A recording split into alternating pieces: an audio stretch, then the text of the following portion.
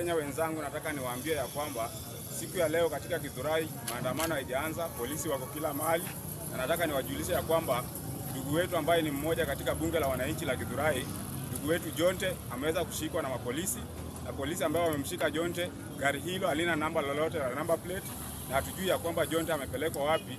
So wenzangu wa wanabunge, nataka mjue ya kwamba Jonte 44 ama Jonte 45 kwa sasa hivi amekamatwa na hatujui amepelekwa wapi.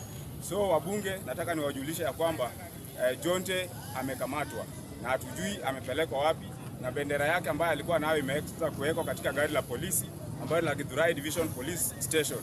So mjue ya kwamba kwa sasa hivi Jonte amekamatwa na hatujui Jonte yako wapi. Tunataka kuambia wa polisi ya kwamba sisi hatujaanza kuandamana, na sisi tuliambiwa na Murkomen ya kwamba mnatusindikisha mpaka pale tutakapofika, na hatujaanza vurugu yoyote, hatujachokoza hata polisi hata kidogo.